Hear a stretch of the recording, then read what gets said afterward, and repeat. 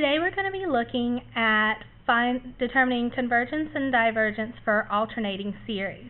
An alternating series is a series whose terms alternate in sign. So they go back and forth between positive and negative. We often call this oscillating. So we're going to be looking at the alternating series tests. For the alternating series test, we need to let a sub n be greater than 0. Then the alternating series is written as the sum as n goes from 1 to infinity of negative 1 to the n times a to the n, or the sum as n goes from 1 to infinity of negative 1 to the n plus 1 times a sub n. So those, we could have different starting values. It doesn't have to start with n equals 1, but this is the format that you're going to see the series written in. That series will converge if the following two conditions are met.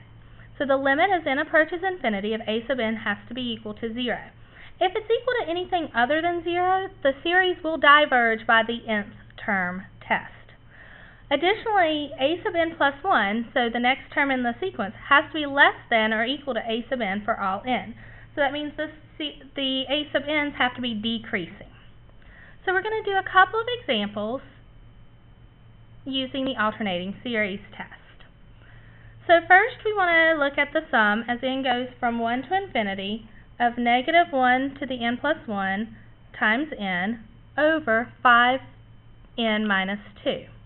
The very first thing you always want to do is look at the limit of the nth term. So we're going to do the limit, sorry for the handwriting guys, as n approaches infinity of our n over 5n minus 2.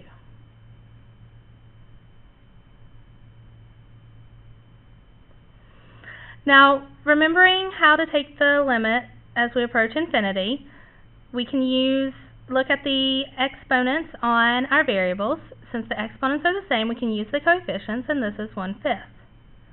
Since 1/5 is not equal to 0,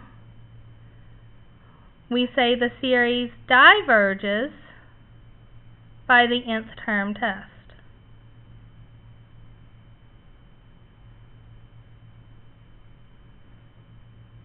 It is important that you say what test you use.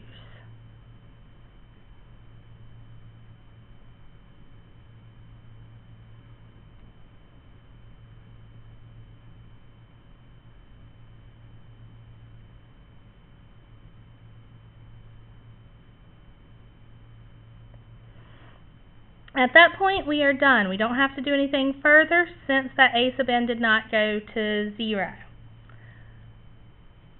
Let's do another example.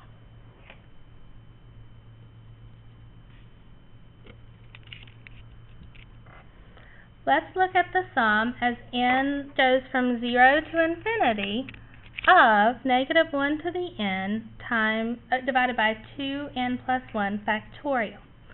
So the first thing we need to do, again, is look at the limit of the nth term. So I'm going to do the limit as n approaches infinity of 1 over 2n plus 1 factorial.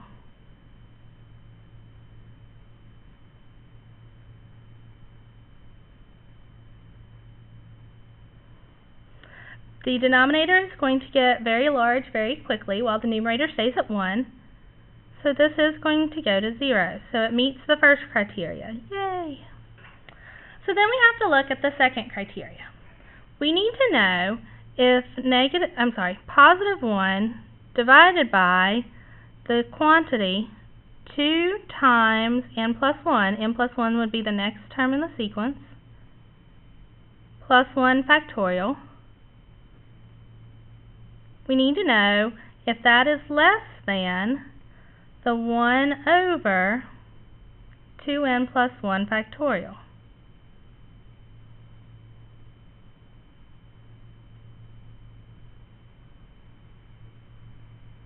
And actually that's less than or equal to.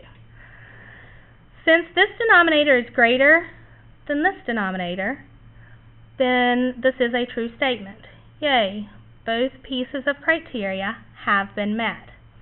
Therefore, the series converges by the alternating series test.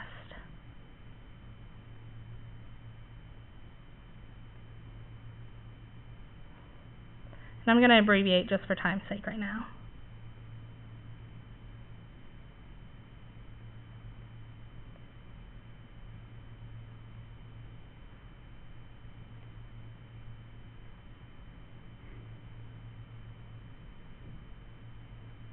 So again, both pieces of criteria must be true in order for the series to converge by the alternating series test.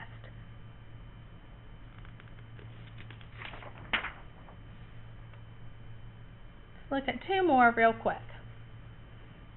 So I have the sum as n goes from 1 to infinity of 1 over n cosine of n pi. Now, the cosine of n pi, if we look at just this piece, if n is 1, cosine of pi is negative 1. If n is 2, cosine of 2 pi is 1. If n is 3, cosine of 3 pi is negative 1. So this piece right here performs the same function as having negative 1 to the n.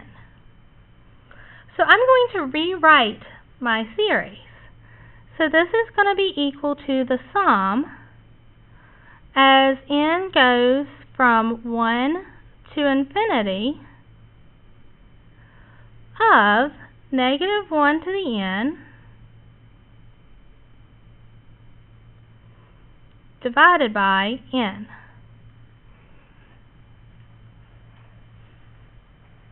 So now we can look at this a little more easily. First thing we do, look at the limit of the nth term. So the limit as n approaches infinity of 1 over n, which is equal to 0, so it meets the first criteria. So then we need to look at the second piece of criteria. Is 1 over n plus 1 less than or equal to 1 over n for all n? Since n plus 1 is greater than n, the denominator is bigger, the fraction is smaller. That is true. Therefore, the series converges by the nth term test. I'm sorry, not the nth term test. That was incorrect. The series converges by the alternating series test.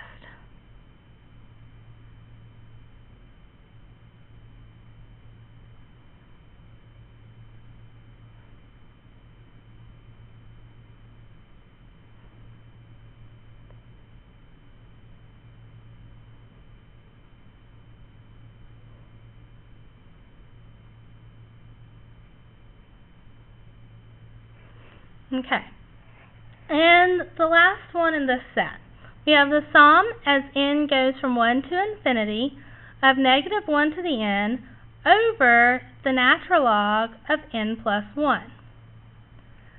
So again, we're going to look at the nth term and take the limit. So the limit as n approaches infinity of 1 over the natural log of n plus 1, which is going to be equal to 0 because the denominator is going to get bigger quickly. So that piece worked, yay. And then we'll look at the second piece. Is 1 over the natural log of n plus 1, which would be n plus 2, is that less than or equal to 1 over the natural log of n plus 1?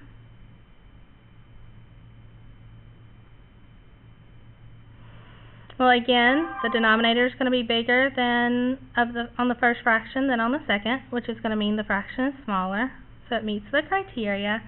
Therefore, it converges by the alternating series test.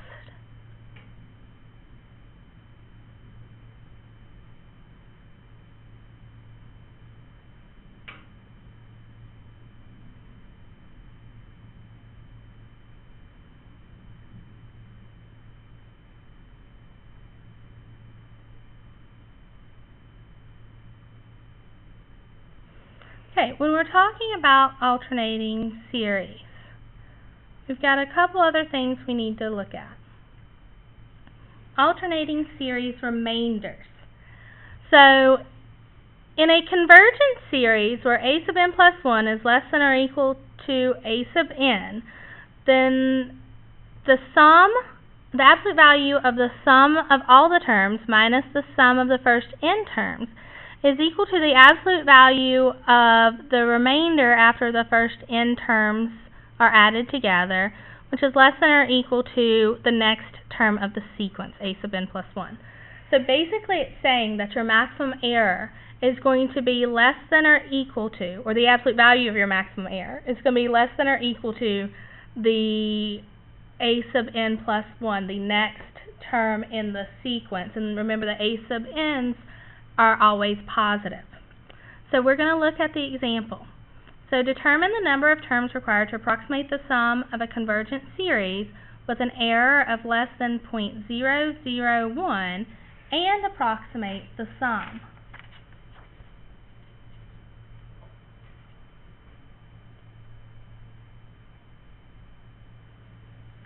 So whenever we do this, we're going to start off, whoops, might help if I put the actual problem up. Hold on. Okay, there's our problem. We've got the sum as n goes from 0 to infinity of -1 to the n over 2 to the n times n factorial. So what we're looking for is for the absolute value of the remainder term to be less than or equal to a sub n plus 1.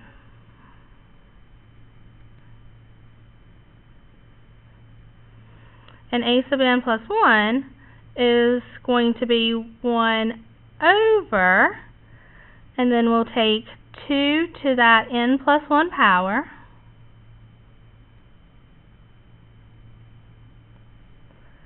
times n plus 1 factorial.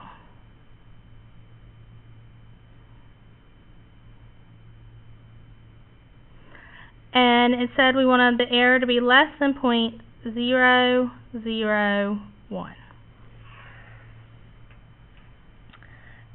Because of the fact that this is not an easy function for us to simply solve, we'll list out a few terms.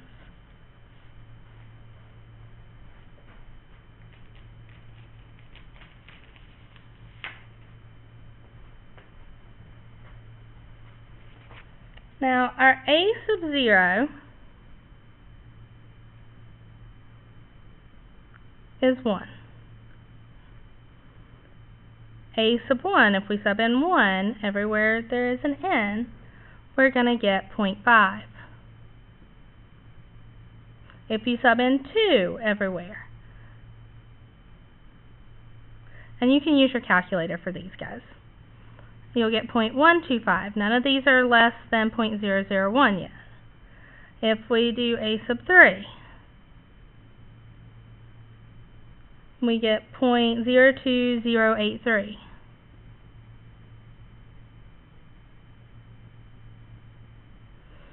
If you do a sub 4, again, just sub the values in and then enter them into your calculator. You'll get 0.0026. We're getting close, but we still aren't less than 0.001. So then if I do a sub 5, sub the values in and put them into your calculator, you get 0.00026. That is less than 0.001.